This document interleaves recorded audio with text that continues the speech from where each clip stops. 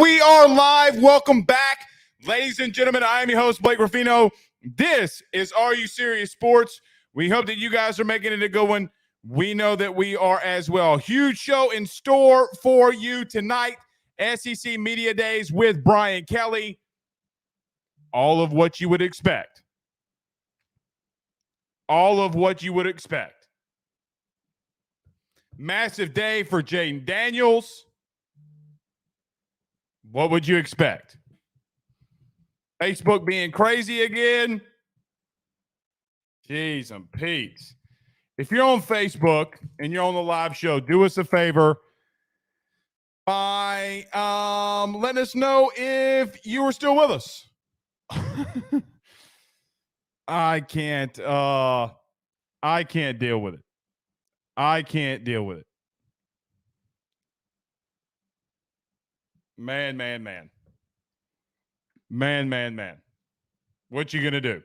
But we do have a big show in store for you tonight. Carter the Power Bryant joins us at 7:30 to talk SEC Media Days. Obviously, Jimbo Fisher and Eli Drinkowitz were a part of SEC Media Days as well. We will talk on Jimbo. We have a video from Jimbo here as well tonight. So we will talk about that.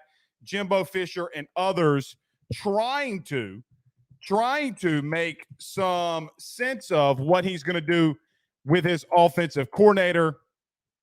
It is what it is. It is what it is. So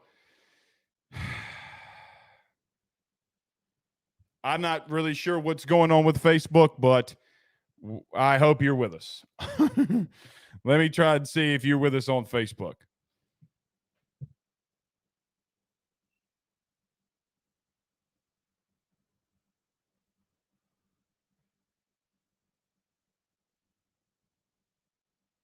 Let me make sure you're still with us.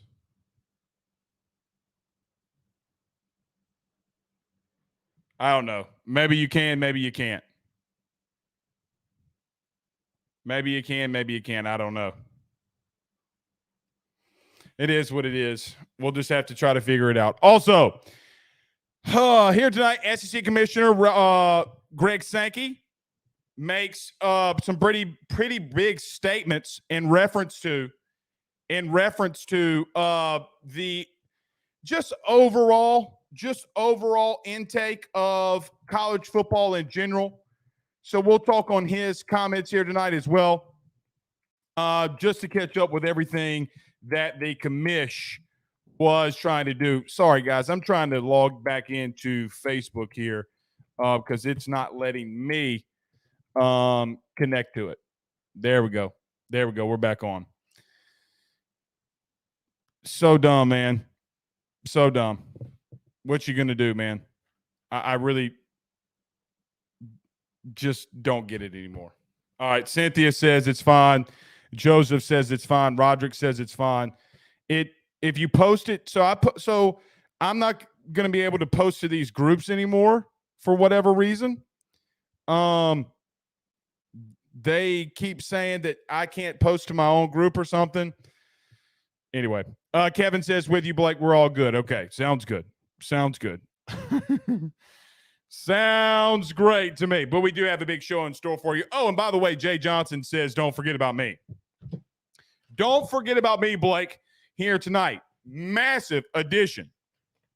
Absolutely massive addition from Jay Johnson, getting Mac Bingham from Arizona. He hit 360 last year, double-digit home runs, 51 RBIs. Don't forget about me. We won't forget about you, Jay.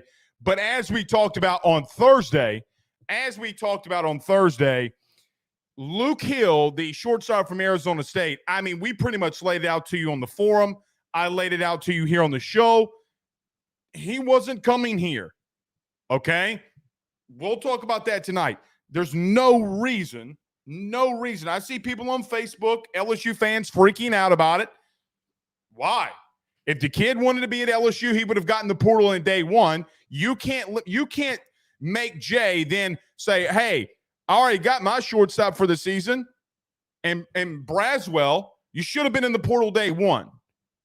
And then the perception, even if Jay were to take him, to take Luke Hill, it looks so bad when you're in Omaha with LSU stuff on. Even if Jay wanted to go get you, he could never. Lesson learned. Lesson learned. All right. Couple of comments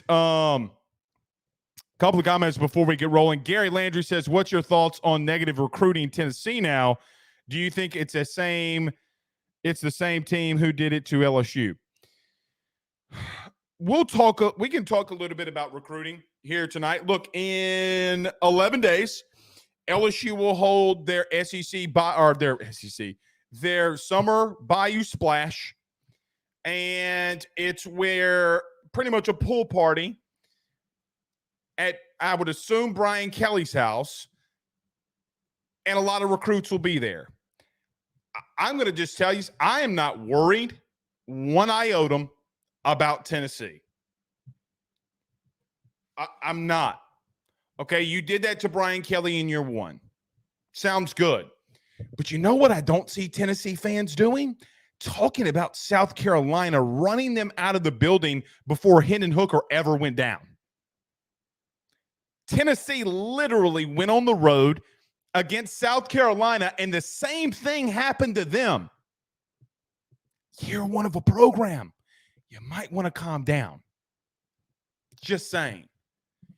I'm not going to negatively recruit. They don't really have anything to negatively recruit against them that you don't have. Let's not forget LSU's under probation too until September.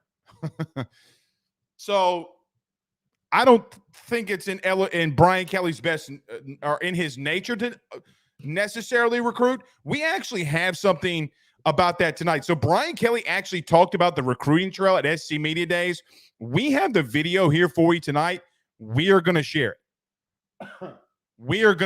So it's going to be a big show. We got a lot to talk about. Everybody do us a favor, though, by hitting the like and share. Since apparently we can't post to groups anymore on Facebook because they say it's spam if you share your stuff.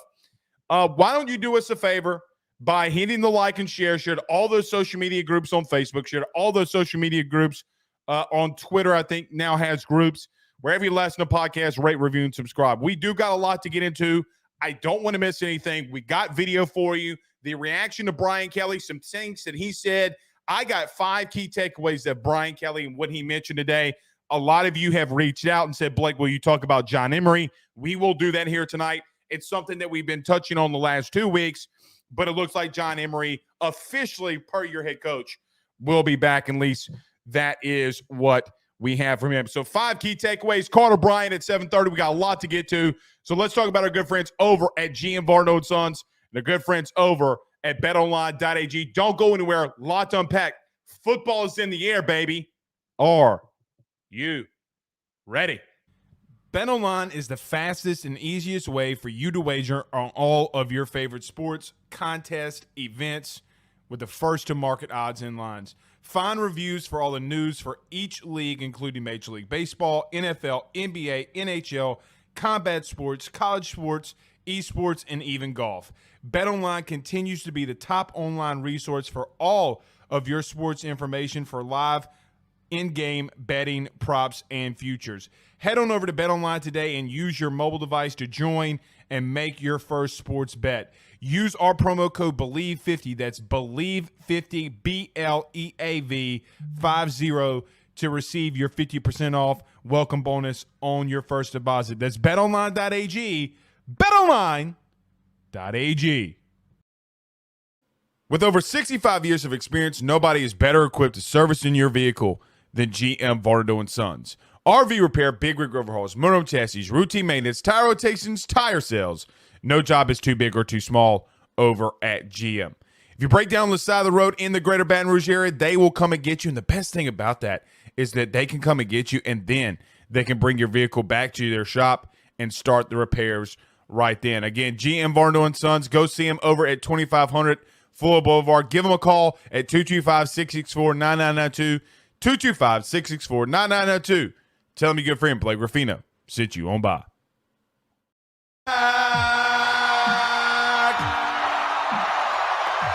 And so is Brian Kelly year 2 in the SEC and SEC Media Days. Guys, we don't have time to waste. We do not have time to waste. Such a massive show that we got to talk about. So listen, I know you feel it. We're going to talk baseball. We're going to talk the portal. But I know that you feel what I'm feeling. Football is in the air, baby. The day after my birthday, by the way, but the day after a glorious day in the Ruffino household, but nevertheless, Brian Kelly addresses the media. I want to start off by saying it is so nasty. I just feel so bad sometimes for some of these coaches getting asked some of these questions. Like Brian Kelly today was at the SEC Media Days, was asked about what he thought about Jeremy Pruitt and what he thought about the sanctions that Tennessee got. Why are you asking that question? Coaches asking, or media asking Jimbo Fisher about Cam Coleman, the 5-star wide receiver. At this point, you should know we don't talk, or they can't talk about recruits that haven't signed yet. Nevertheless, I thought Brian Kelly made a lot. There's no bigger thing, though, than he said. No bigger thing than he said other than this, though. We got a clip. And my man was on one. Brian Kelly was on one today. This is where I want to stop. My 5 key takeaways from today when Brian Kelly, Jaden Daniels, Mekhi Wingo, and Josh Williams said. Let's start off with our head coach, Brian Kelly, about what he talked about, the feeling and the narrative around LSU. What are your expectations? A couple weeks ago, Brian Kelly mentioned in reference to, we kind of want to temper expectations. He had a completely different tone and tune today, and I told you that he would. Let's listen here. Alabama and Georgia are the benchmark for what we're looking for. And what is that in particular? It's consistency in performance year in, year out. We did it one time. So we're not in that conversation at this point. So what we're hoping that it catapults us to is a more consistent football program that is competing for championships year in and year out. We don't want any dips in our programs at all. And I think when you look at it from a tangible standpoint, what it did for us is it helps us in recruiting that we don't have to paint a narrative that's not true. In other words, that we can say, look, we're going to compete with Alabama. We're going to be able to beat Alabama. It's not a fantasy, it's a reality. And so there is some tangible evidence there that you can use in recruiting, but the rest of it is really about it giving you momentum for consistency in performance.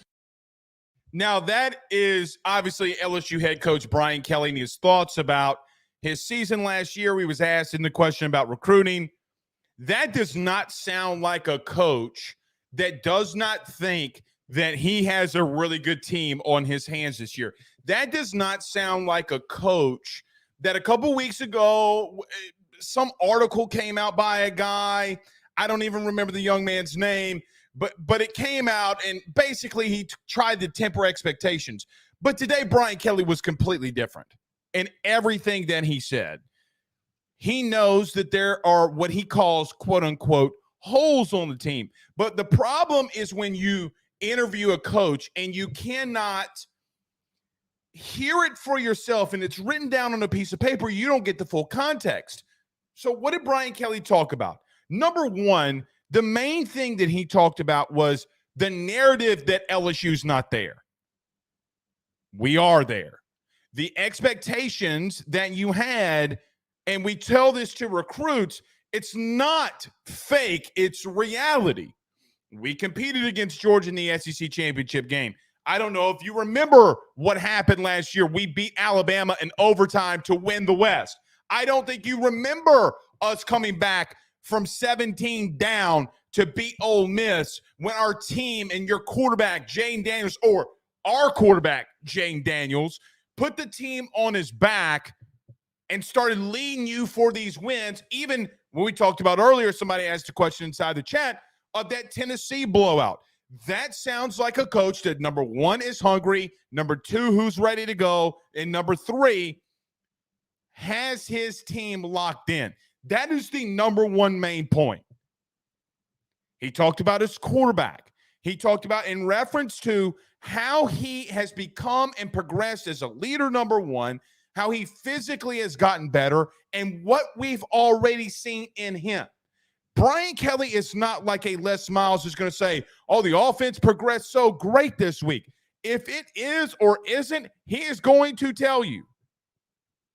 The good thing about this team and this coach, and so many people forget, he's in those quarterback film rooms and quarterback meetings every single week. So it's not just Joe Sloan. It's not just Mike Denbrock.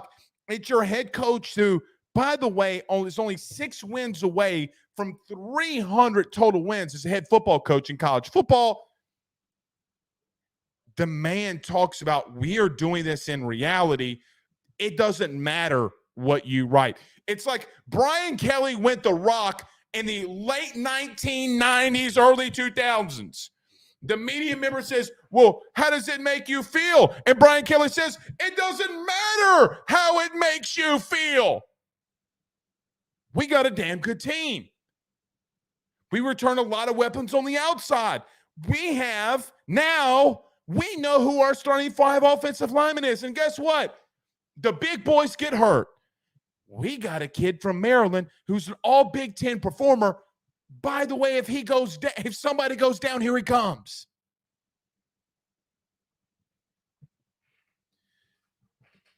The summer is so great for college football because it builds into something. It builds into the talking season where everybody's got this hype. A&M, LSU, Alabama, Georgia, Ohio State, Michigan, USC, Oregon. All those teams will have their hype. If Miami, because here's the reality we'll talk about Texas A&M in here too. The reality is Miami and Texas A&M playing week 1, both teams that think that they're back. Both programs who think that they're back. The narrative is one of those teams are going to be 2-0. The other one you're going to be making fun of on Twitter because they lost. But Brian Kelly is saying it doesn't matter what all the narratives around you are. We are here and we're ready to go. The message he sent today should affirm to you who he is. Now, Kim Mulkey, Jay Johnson, what they done year 2, winning the national championships in the respected sports, it gives you the persona, okay, we were focused on baseball. I mean, guys, it is July the 17th, and we're still talking about baseball. The national championship's over with. We've never done that. Really? Right? Like, we really haven't done that this much. Kim Mulkey, Anisha Morrow, Van Lith, her star and Angel Reese on the ESPYs winning massively. Brian Kelly says, okay, my turn. The first thing Brian Kelly said, so this is my point number 2. Brian Kelly said to you today as the fan, listen, I understand your expectations that you want from me. The first thing out of Brian Kelly's mouth today, and I'm quoting / paraphrasing, all we do over here at LSU is win. What Jay Johnson and Kim Mulkey did with their programs in year 2, boy, do I have a lot to live up to. Brian Kelly's coming out and saying, LSU fans, I hear you. So I don't think Brian Kelly's scrolling down Twitter. I don't think he's got, a Derek Panamsky on Twitter following these things, but he's telling you, listen, I've been in Europe with my wife. By the way, Brian Kelly wearing a wedding ring. Did y'all see that? Hadn't done that since he's been here. I like that. You know what's also interesting? He comes from his vacation, basically, in the opening says, guys, I just got here from Europe. I took my week. I'm back now. I heard you. I got a chance to leave the States with my wife. I hear you. Nick Saban was just in Italy. What was it, guys? Like 2 weeks ago. I hear you. I hear you. It's something to be, there's something to be said when your head coach says, I acknowledge, and look, I acknowledge what you're saying. I hear what you're saying. Let's go get him. Number 3, let's start with what Brian Kelly considers holes in his team. Okay. I thought that number 3 was a pretty massive undertaking and realizing what he sees already. So I guess, and we talked about this article just a minute ago, kind of briefly, but there was the article that came out and Brian Kelly says, yeah, maybe not year 2, but year 3 is where we aim. Nevertheless, I still think we might have some holes on this team. So we clarified, because when you read it in a text, it's not exactly what he's saying. Brian Kelly was asked today about his defensive backfield. He goes, look, I got 2 really good guys in Major Burns and Greg Brooks. They played a lot of football. Andre Sam comes in. He brings that experience. But Denver Harris is a 5-star guy. I have no idea what I'm going to get in him. He mentioned by name Southeastern Zone, Zy Alexander. He says, I think Zy Alexander could be one of the best boundary corners that we've seen, but you had not seen him yet in full real action.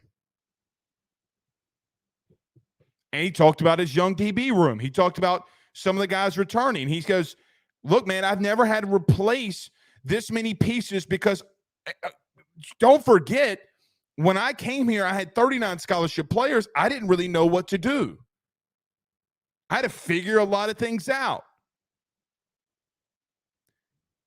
But I get the sense from him, though, it's not to the detriment of what the team will be. Because a coach coming out and saying what he was saying about the comparing them to Alabama, we're knocking on Georgia's doorstep. What we're doing in recruiting, what we will do in recruiting, what we will continue to build here, we're knocking on that doorstep. That's what he said. Now he's had a front row view, a front sight view of what he needs to do to get there. Right? He talked about the backing that he's getting. What do you think that means? I'll tell you what I think it means. Boosters are rallying around him because he said it makes my job a lot easier when LSU is winning, when Kim Mulkey and Jay Johnson's winning. What do you think that means? NIL is still a thing. NIL is still a thing. He's sending out signals like, hey, man, and he's taking a shot at people who's negatively bashing him in recruiting. Hey, man, okay, you better be careful. Whether it be the 3 that are left up top in this Louisiana recruiting class, we'll see. We will see there. A lot of kids commit and then decommit during the season. You've seen it too many times to say that it doesn't happen. Better be ready. You better be ready. He talked about his quarterback, Jaden Daniels, number 4. Let me back up. One thing that he talked about holes, obviously being DB. I think he just doesn't know what he has there. But he talked about all 3 phases of the game that he believes has improved drastically and has tons of experience. I think Brian Kelly's really and only biggest question mark is what he's going to do at DB. I think he knows he's good at quarterback and running back. I think he feels really good at receiver in the offensive line.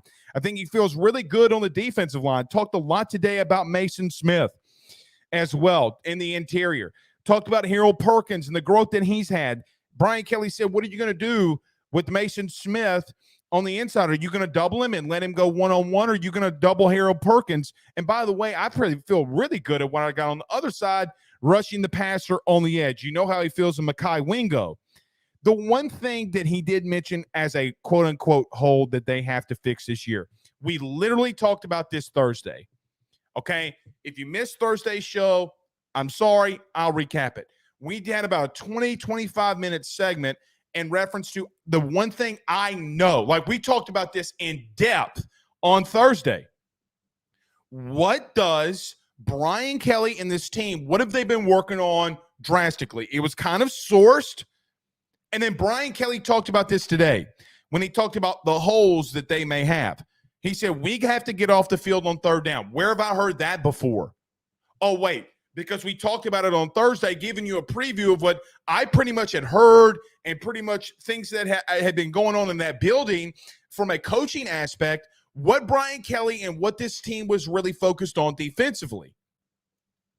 Getting off the field on third down. So DB room, him asking, what do I really have here? I do feel that I have a lot of talent, but we got to get the system down and Matt House's system down better. We got to get off the field on third down. I will tell you this as God is my witness.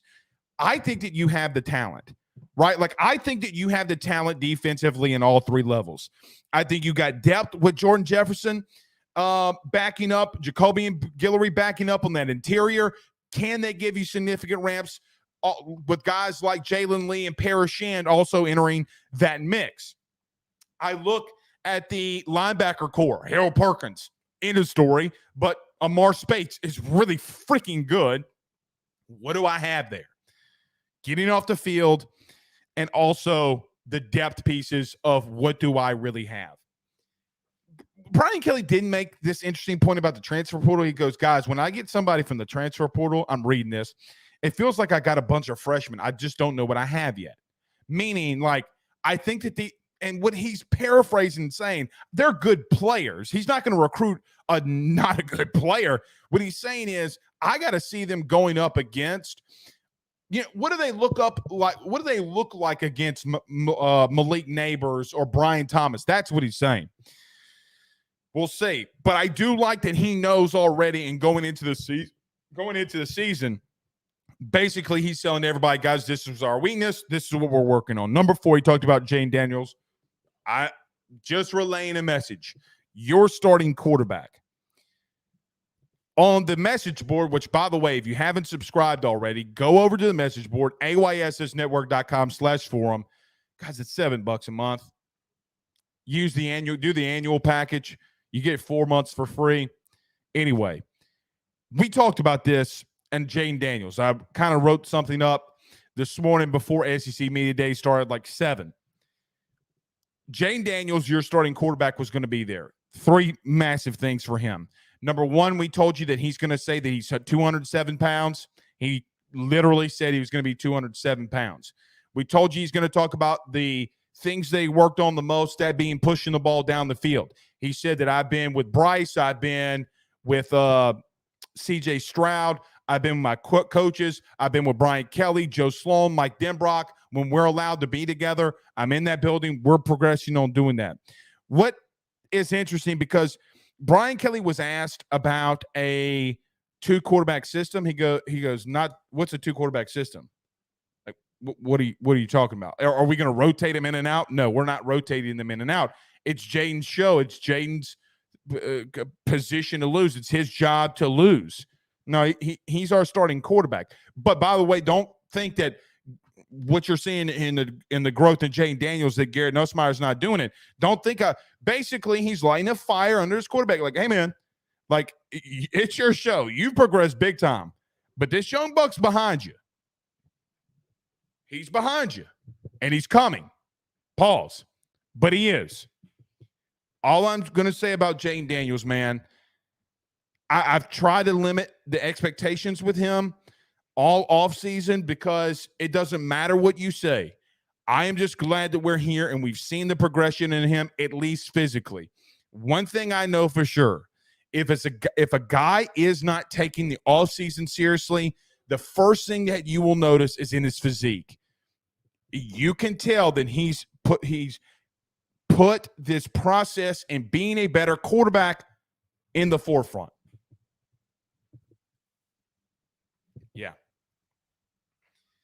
Number 5, and not least,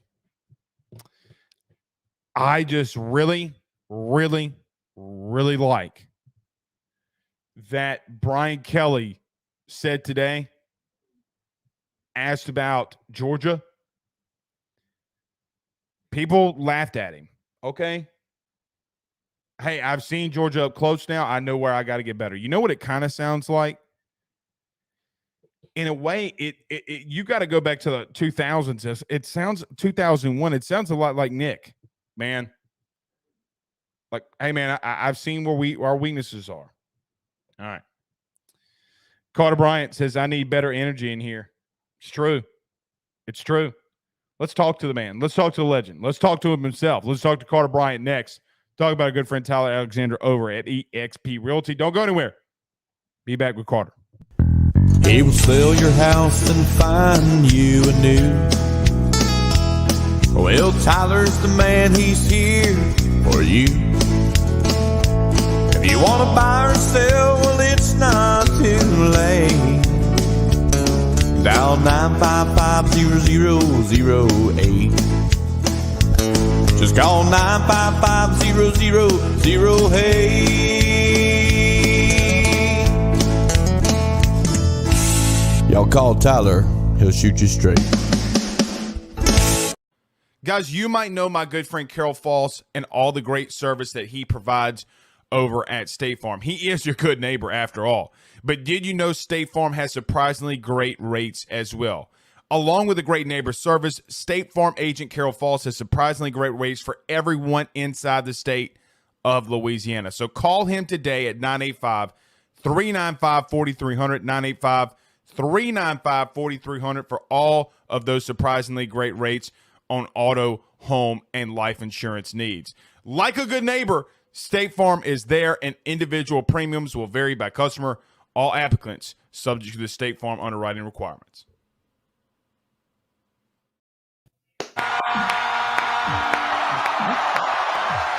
Massive day for the boys in purple and gold, wouldn't you say? It was a lot of fun to see them speaking. We're actually clapping in unison, and people don't know. I couldn't see you. I just started going like this. It's just natural, baby. That means it's the season. Blake Theodore Ruffino, the LSU Tigers, leading things off at SEC Media Days. As they did a year ago. Carter, I wrote down 5 things, man. I wrote down 5 things, okay? Number one, before I get to what I think is going to be a massive show for us here tonight, what was the biggest takeaway that you had from Brian Kelly, Jaden Daniels, Josh Williams, Mekhi Wingo, if you could sum it up? Yeah, it's good. So I did a video on this earlier, and I'm going to give it to you the 2 biggest things. Obviously, you're going to give me two really big things. That's what you said? Yeah, I'm going to get it's going to be big. It's going to be ginormous. Pause. Are we talking about like Trump big, or are we talking about like Adam 22, whatever's going on with that on Twitter big? I did not think that would be part of the conversation here, but one is kind of big from the fan standpoint, because this is a question that I get a lot, is the 2 quarterback system. Are they actually going to rotate that? And that's it doesn't sound like they're going to do that, Carter. Not at all. Something happened, because Brian Kelly was asked about that like 2 weeks ago, and he said, "Oh, we'll see." And then today, and then he goes, no, ain't happening. Why do you think that is? I just think with Jaden Daniels in tow at SEC Media Days, and Jaden walking around and doing 50 gazillion interviews like all of them had to do today, Brian just wants to be really behind his QB. And I totally agree with what you were saying a minute ago, that obviously he also opened up the door for Garrett Nussmeier. He said, yeah, Garrett is still taking first team reps. Garrett is still, and that's something that I think confuses some people. How can a quarterback who's not first string get first team reps? Essentially, what that means is Garrett is playing some with the first team in practice. Right. So the way it works is a coach has to make a decision. How much does he want the backup quarterback to actually work with the first team? Because if you work with the first team, that takes away reps from your starter, right? So as you get better, you'll start earning more first team reps. And that's what Garrett Nussmeier has done. And that's what Brian Kelly said today, that, he didn't disparage Garrett at all. He actually did the opposite. He said, hey, Jaden is our guy, but understand he is right on your heels. So that's the biggest thing. But honestly, Blake, by far to me, and once again, there's a gazillion interviews. We all have different things that we took away from it. Obviously, NIL was a big thing. There's a lot of bigger macro college football things, but specifically for this team, Brian Kelly brought up the secondary, in particular in that interview you did with Josh Pate today. And he also Pate was on point with that question in reference to and look, I had talked to, I think we off and on, Pate and I had talked about this, and we did even publicly on Twitter. Brian Kelly says he has holes, right? Yeah. Pate basically was asking him, where are they? Exactly. He goes, but see, the way that he worded it was so weird to me, because he said, I feel like I just got a whole bunch of new freshmen that are really good, but they're not freshmen. They're multi-year players. But I still don't know. He said, I feel like I'm playing freshman, but I'm not playing freshman. He talked about Zy Alexander, specifically, and he goes, man, that kid could be the best boundary corner in the SEC, but I hadn't seen him yet. That's what he's talking about, the holes. So it did kind of make me feel better, though, hearing him say that, though, right? Yeah, he's just being brutally honest. And the secondary is where Brian Kelly feels. And look, sometimes, Brian Kelly is very honest, but sometimes you got to piece some things together. So, a week and a half ago, if you will, there was the interview where he said, well, I think 2024 is where we're going to be consistently a championship team. Well, while no one just asked him directly about that quote, in the interview with Pate, he said, we are 1 year away. And in that same train of thought, he brought up the secondary, which makes sense because the secondary is mostly transfers. Even if you want to talk about Major Burns and Greg Brooks, those guys were also from the portal, were transfers. So what he is essentially saying is this: I do not want to go to the portal every year, because if I go get someone from the portal, you don't know if they're going to be any good in your scheme. You don't know if they're going to be any good in the SEC. And what he wants is just more of his own guys that he recruited, that he developed, that he has seen in his system, and that he has seen play for LSU previous to that certain season, right? So I think that was, to me, the major point, because, just a week and a half ago, it was, well, Brian Kelly doesn't believe in this team. That's not what he was saying at all. He was saying, hey, I see these guys every day. And look, I've seen some of the one-on-ones. I know you've seen way more than me, Blake. The secondary, we'll see. Obviously, if you're going up against LSU's wide receiver room, you can have rough days, as we saw in the spring game. But the truth is, it's scary, because it was kind of like last year's secondary, Blake. We had not seen them play until the Florida State game. They were the best part of that unit, though, Carter. Yeah, of all three of them, they were the best. I would totally agree with you. So, well, I don't even think that it's up for opinion when they're 26 and everything else is kind of lagging behind a little. When you say, yeah. I mean, obviously, I would put, like, on last year's unit, linebacker, just overall, especially if you put BJ in with that group. But honestly, the secondary was really good last year for LSU. Right. But you're not guaranteed that every year with brand new transfers filling out your roster. It's a scary thing. It really, really is. And to me, the next thing, Blake, is obviously Brian Kelly talking about NIL and a lot of the macro stuff. But what were your biggest takeaways? Well, let's just talk on the field for just a second for this year. Yeah. Number one, I did a 20-minute segment, but I asked you this last week. I knew I was going to be spot on how he felt about third down. And okay, Carter, I talked about that at length on Thursday.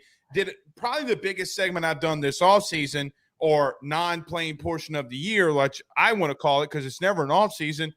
I knew, because I heard some chirping around that building, that he's been on that ass about quite honestly, how bad they were on third down. Here's how I feel. Now, Tennessee, I would agree. Yeah, no third down in that game was going to save you. But you know what he was saying?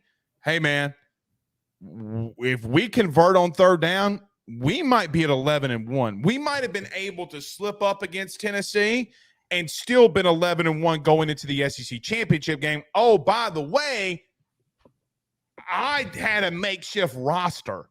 So y'all talk about the SEC right now, but now that the playing field, I'm saying all this, but I know what he's trying to say. Hey, man, the playing field's a little bit more even now. Absolutely. And yeah, and something else is to go along with the third down thing. Obviously, getting off the field on third down, that was, a tough thing, in particular in that Florida State game last year. But of course, Perk didn't play, but still, it was an issue the rest of the season. Now, they weren't the worst third down defense. You can talk about Georgia. You can talk about A&M. You can talk about Alabama in the second half, them going 6 for 8. You could talk about Florida, Carter. The first half, people forget they were, I think, 4 for 7, 5 for 7. No, they moved the football. Yeah, they moved the football on us. Yeah. You had to blank them on the third down. You had to blank them in the second half for you to come back and win. Auburn's the same thing. They shut you down on. He's talking about, like, specifically, hey, man, I would not have lost. I probably would have been 11-1 last year if we could have converted on third down. I didn't have enough depth. And I think what he's saying is, when he opened up and said today, he talked about it being a realistic thing about competing against Alabama. Like, I go into a recruit's home, we talk about this, but Carter, my whole thing that he's mentioning is, hey, man, I know that I'm really good. Like, I walked away today and feeling that Brian Kelly said in not so many words, hey, man, we're pretty good. Yeah, and to go along with your third down point, one other thing when it comes to explosive plays, okay, that was a big one today, and that was a question that Jaden got asked by 5 different people. I watched almost every interview. Yeah, and it's good. I circled that down too. That's a question I wanted to talk to you about. So continue. Right. So it's a really good question. He was also asked about it at the Manning Academy. And obviously, Bryant's been asked about it a ton, and even Mike Denbrock has been asked about it. So we all agree that explosive plays need to be generated. But how? Obviously, just throwing the football vertically down the field is very important. But what's very interesting, 2 things about Jaden, is his scramble yards last year were so much higher than every other quarterback in all of college football. Without question. Yeah, it wasn't even close. I think Drake May was the second most in all of college like football. 500. Like, it was like it was a deep step off. Right. Yeah. But one thing, and it was a good, chart from Parker at Stats of War. Jaden's patience in the pocket wasn't as good as you would have seen some of the other elite quarterbacks. So Jaden even mentioned, hey, I got to trust what I could see and just actually rip it.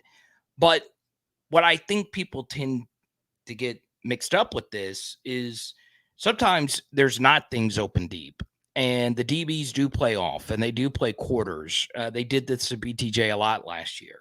So there were instances where there are no throws deep. What LSU wants to do a better job of next year is hitting receivers and just playmakers in stride and getting yak, right? And that's going to be very key, because you not only hit explosives by, hitting the deep shot over the top, the DJ Chark throw, if you will, but you also hit explosives by hitting a Jarvis Landry in stride, hitting an Odell in stride, hitting a, Jamar Chase in stride, and obviously with this team hitting Malik and Aaron Anderson and those guys in stride as well. And also tight ends, running backs, getting them in space, delayed release here, screen to the left there. Those things are something else that LSU this offseason is really working hard on, because look, throwing the football deep, it's tough. It's hard to complete a deep completion. But what you can do is your explosive plays, 15, 20-yard gains with a jet sweep motion here, a tunnel screen there, or quick slant here. And that was something LSU really struggled with, was just the intermediate stuff and just getting explosives generated through that way as well. Well, and he was asked a yak. It was such a stupid question, and Brian Kelly kind of shrugged it off about, well, you were second in the SEC in yak last year. Even though I get you're right, Right. but you can't. That call can't come from Malik either. So Malik was the one that got you most of that. I don't think Aaron Anderson is Keyshawn Boutte from last year. I think he's ready. So I think I'm going to throw that out there. Carter, what's also interesting, Jayden Daniels talking about, or Brian Kelly mentioned this about Jayden Daniels. He goes, look, we broke. I'm paraphrasing, but while quoting, he says, listen, later in the year, Jayden Daniels played with confidence because instead of stepping up in the pocket and running halfway through the year, at the end of the year, we had multiple plays where we showed him that he stepped up in the pocket and let it rip, although he didn't have pressure around him as much as he did in the beginning of the year. Some of those we washed our hands off of, Jayden Daniels getting up in the pocket and running because the offensive line was getting to know one another, and we had two freshman tackles on the outside. So I do think that it's interesting that he said we have broken this down, and so many times in the second half of the year, he progressed and started staying in the pocket and throwing the ball down the field. When you heard that from him, I guess what was your first thought or intake on that? Yeah, it backed up, what I saw. Obviously, in the Georgia game, he didn't have the same wheels that, he normally has. He didn't have a choice. Yeah, so he couldn't run. And then, obviously, the Florida State game is obviously an extreme example where, he just had no time. And it wasn't just offensive line. It was running backs make a mistake in pass protection. Your tight ends who are playing, some of the first snaps of their lives at the Division I level. All of them. Right. And as the season progressed, the offensive line pass protection did indeed get better. Now, where things are going to be very interesting this next year, Blake, is yes, every national championship team in the modern era has really good to elite quarterback play, right? You have to have it. Yeah, you just do. But the big thing on top of that is that quarterback needs to make really difficult plays when the rest of the team isn't playing their best.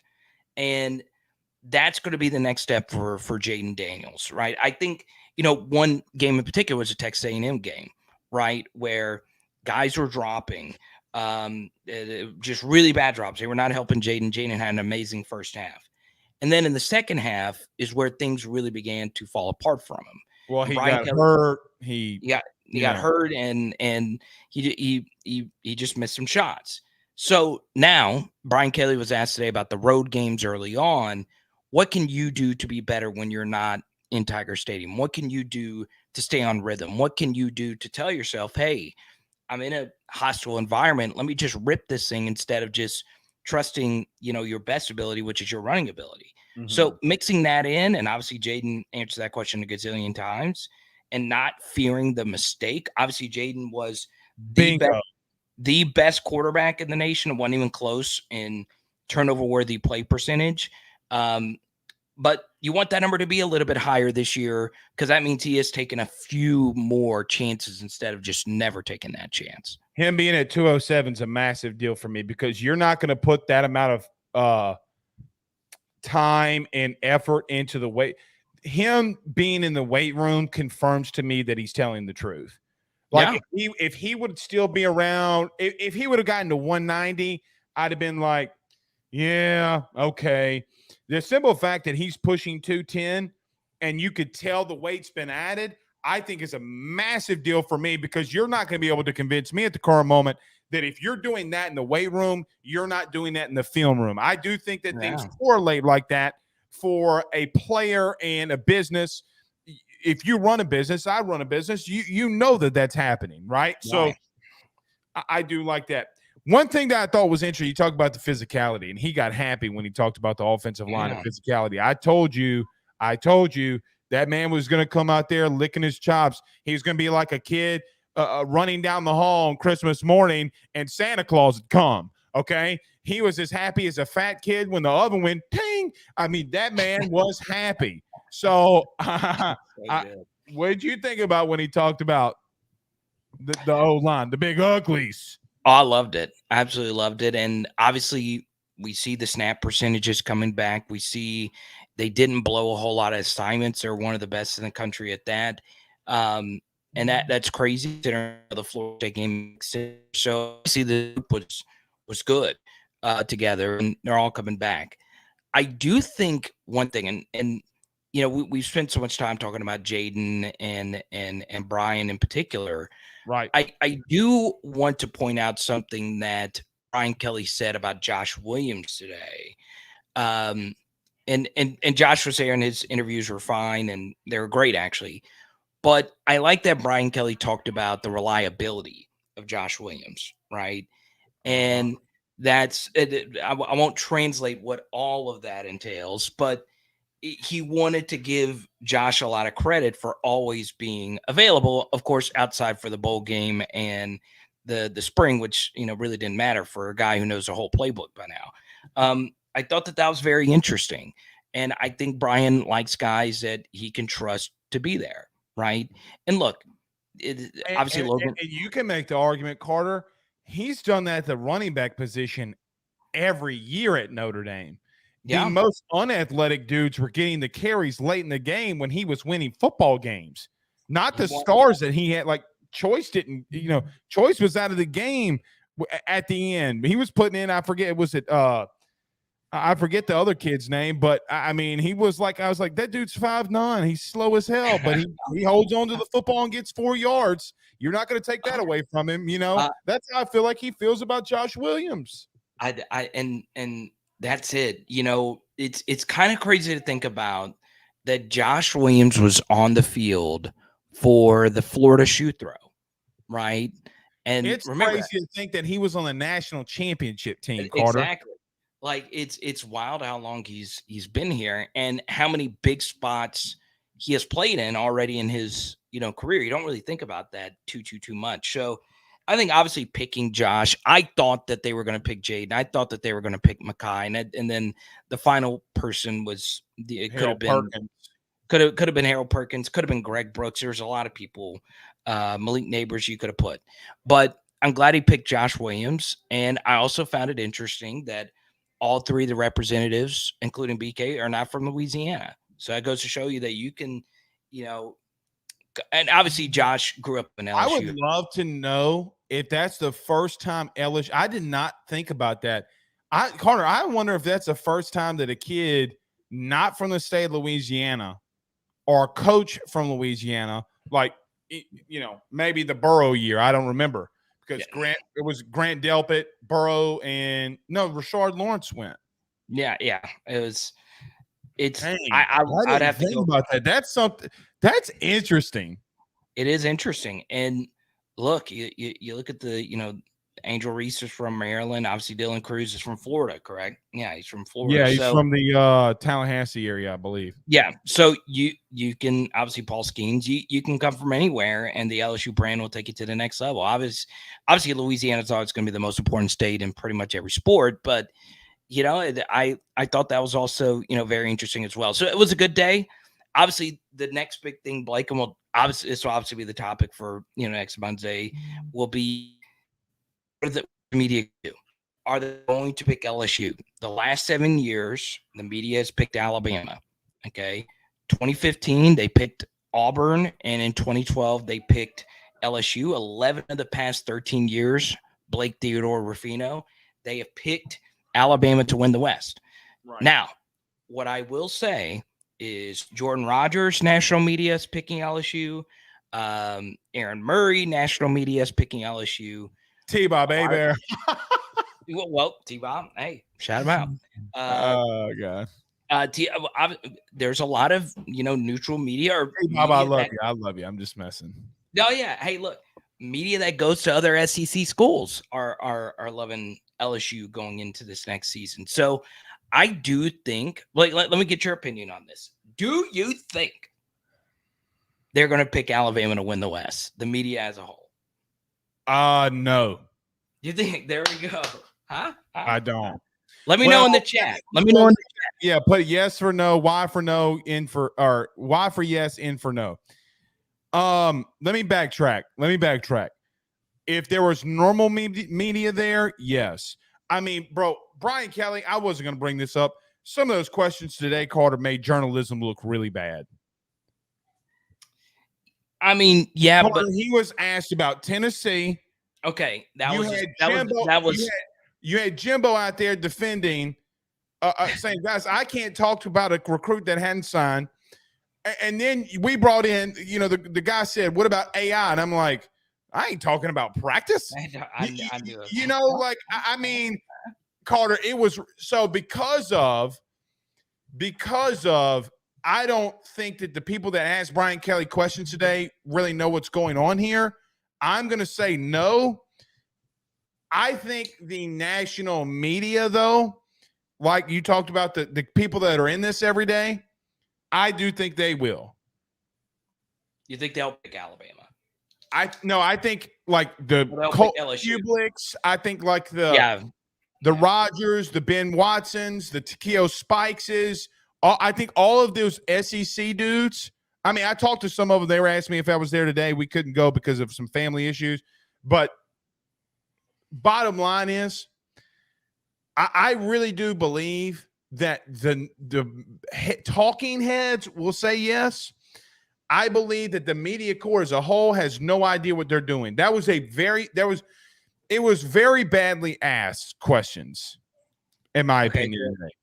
I thought the AI question was interesting. It's interesting, Carter, but come on. Like, you know what he did? The Tennessee question was bad. It was the worst question that's ever been asked. It was a student.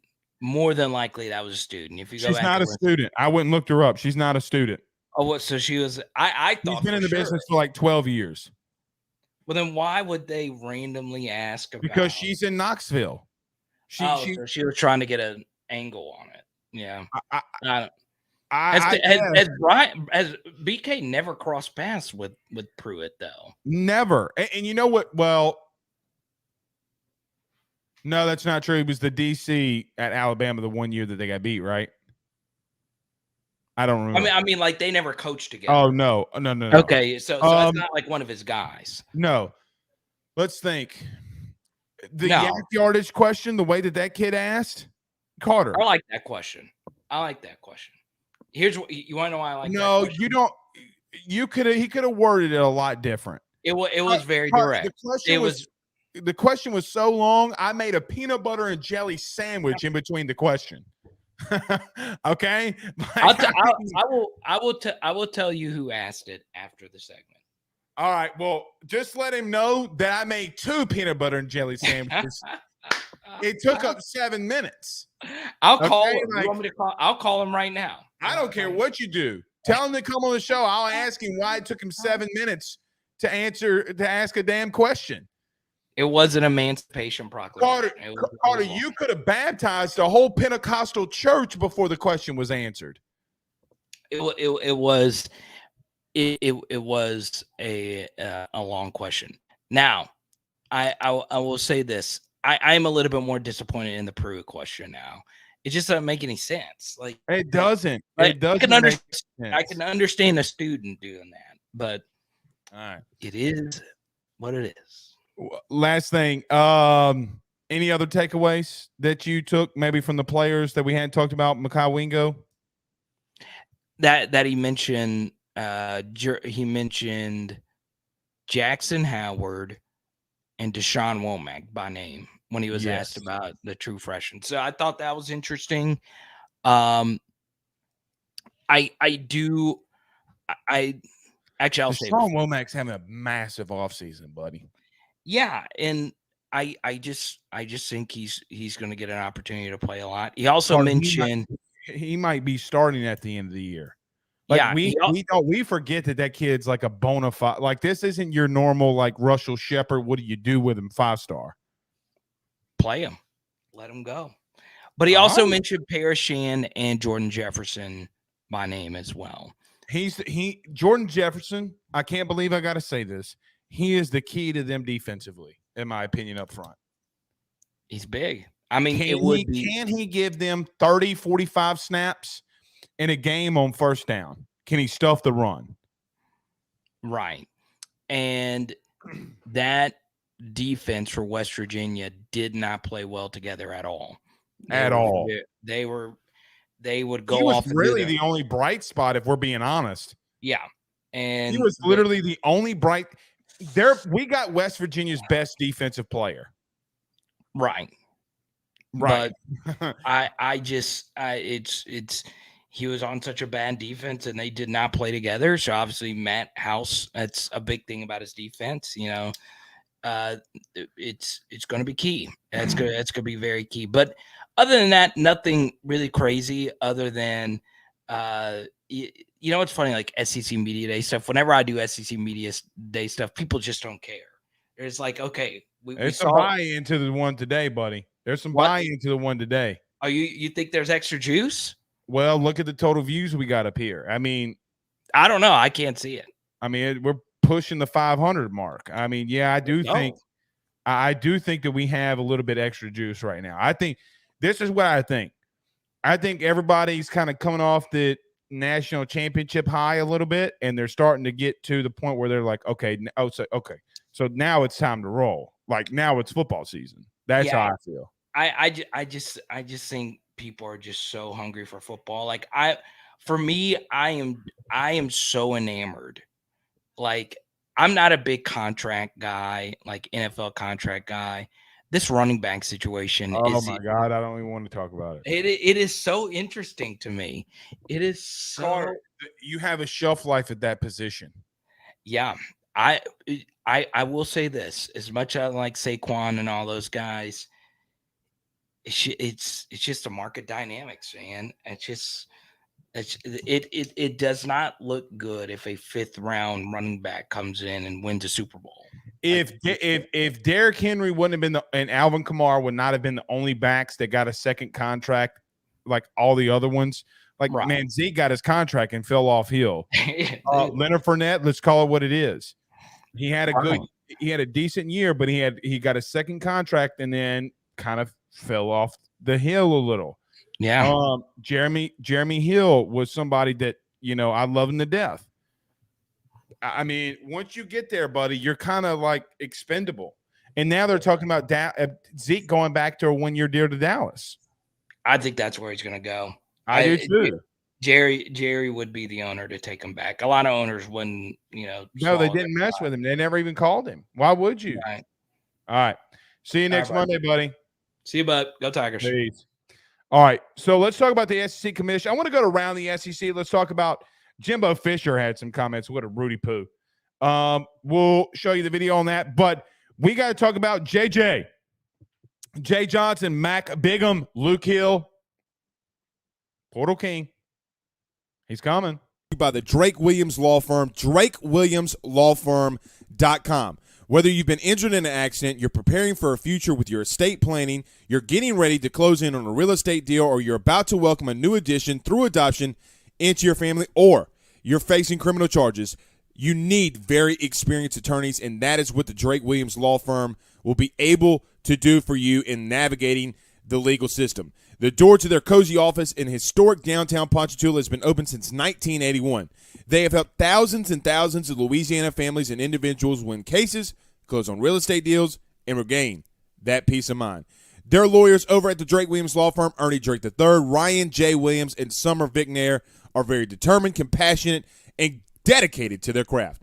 It's the Drake Williams Law Firm, drakewilliamslawfirm.com. Give them a call today at 985-386-7600. Tell them your good friend Blake Ruffino at AYS sent you on by. So SEC Commissioner Greg Sankey had a lot of big things to say at SEC Media Days. Number one, he talked about NIL, and he said that there's nothing we can do unless Congress gets involved. I like Greg Sankey a lot. I think he's the best commissioner in college sports. I kind of do believe that he should be the commissioner of college football. But I do think that if you say that, though, it's kind of the kicking the can down the road a little bit in a way. But even the commissioner of college athletics at this point, Greg Sankey, pretty much said, guys, we're spent. We have no other avenue to go. He's telling that to all of his presidents. He's telling that to all of the states that are involved in NIL. He's telling everybody that Congress, he's telling anybody that will listen, I'm pretty much washing my hands of it. Because we can tell teams not to do it, but if it fits their state guidelines, there's nothing we can do. There's nothing I can do about collectives. There's nothing that I can do about what teams are doing in the transfer portal. I can't help it. We need congressional law. He said the NCAA can't fix it. Okay, I don't believe him, but here we are.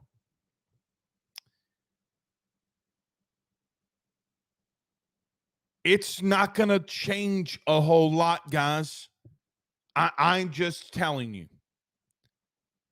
I'm just telling you, now that the cat's out of the bag, the bigger teams are going to continue to do it. LSU's going to continue to do it, who had a top 5 class last year. Alabama's going to continue to do it. A&M is going to continue to do it. Ohio State, Michigan, USC, they're going to continue to do it. Clemson in their own Dabo Bible-thumping way is going to do it. Tennessee clearly has shown their affection for doing it. Shout out Jeremy Pruitt, I guess, but that was before NIL. Needless to say, I don't think that we have a solution in the forefront. I don't think you get a bill passed within, obviously not the school year. I don't think it could be years, guys, before something changes. Even though that it somewhat helped LSU. It 1,000%, the portal NIL has changed LSU, as an example, forever. Angel Reese, Paul Skeens. I mean, I wish he was here before him. Maybe Joe Burrow, just with the portal aspect. Well, Blake is a grad transfer. Yeah, but grad transfers weren't that massive of a thing before Burrow did it. But it was the time that Burrow was able to go out there and do it. Back in the gap, Burrow he would have stayed at Ohio State because it was just people were doing it then. He had a lot of big things to say. How massive the SEC is growing, that the conference that you're in continues to grow and will continue to grow. He takes a shot at Big 12 Commissioner Brett Yormark and saying, yeah, dude, last week you said that Texas and Oklahoma weren't the pinnacle and faces of your conference. Shut up, dude. We took the 2 biggest brands from your conference. And he's not wrong. So shut up. They only got to play with you for another year because you wanted the views. You wanted the rights on the TV deal. You know that, and I know that. But the biggest thing is that just how successful the SEC has become, which in turn, no matter who or you cheer for, if you're listening to this, it doesn't matter if it's LSU, you as a program and institution are doing so well when it comes to just athletics overall. So I like what Greg Sankey did. I thought it was a classy thing that he did with the Nashville first responders in the school shooting, giving them a day, and he's going to be doing some really cool things for them because, look, it's not political to say that, look, man, those men laid down their lives when somebody went into a school and did something that they weren't supposed to do. They did the ultimate heinous crime, put their lives on the line to do it. If you hate it, then you can leave. But we all should agree that going on is not a school shooting. It's not a political debate on this one. Shouldn't be. Shouldn't be. But I thought that Greg Sankey did some big things. I walked away from listening to him feeling much better about the state of college football because basically, to wrap it up in a bow, Greg Sankey said, listen, guys, there's a lot of things going on that makes you as a fan not like it. We're not going anywhere. We're making more money, having more success than we've ever had. So all this non-talk during the non-playing portion of the year is pretty much BS because you don't really hear a lot of news when the first ball is kicked off in late August. All of this BS about this rule is going to change, this is going to happen, you don't hear shizite. That's all I feel. Oh, and by the way, before we get out of here, Jay Johnson getting another massive piece. Mac Bigham from Arizona, a guy that obviously played for Jay. Guys, he hit 360 with 10 home runs and 51 RBIs last year in the Pac. And this isn't the football Pac. The Pac-12 was pretty good in baseball last year. They had a lot of big-time dudes. They had a lot of people get drafted inside the Major League draft just a couple of weeks ago. He goes and gets an outfielder, a guy that he knows really well, who hit and is going to hit, more than likely could hit 330 to 350 for you next year in the SEC. You had a key piece defensively. You're still going after Luke Holman, and which, by the way, who will be here Wednesday, and Caden Montgomery. I will tell you that Caden Montgomery is or Bray Montgomery. Why do I keep calling him Caden? I keep saying that over and over and over and over again and look like a damn idiot every time I say it, but I just can't stop. Braden Montgomery. Why do I keep saying Caden? Braden Montgomery. I'm hearing that Jay has had contact with him. He's been in contact with him. I would feel that the three teams right now for Braden Montgomery is LSU, Mississippi State, and possibly going back to Stanford. That's where I think that you sit. I think Tennessee has been involved. I hear Arkansas has gotten involved a little bit late. But the two teams that seem to run all this with Braden Montgomery, the potential first overall pick in next year's draft, comes down to what happens in Starkville and what is going to happen in Baton Rouge. I feel good about Jay's chances here. I mean, if we're going up against Mississippi State, but he's a hometown kid, he's still going to be a top 5 pick no matter what happens because he's that good. We'll see. We'll see. One kid you didn't get today, though, was Luke Hill. So last night on the forum, AYSSnetwork.com, we posted this to the forum. I put an official pick in for Luke Hill to Ole Miss. If the kid wanted to be here, he should have gotten into the portal sooner. That's his fault.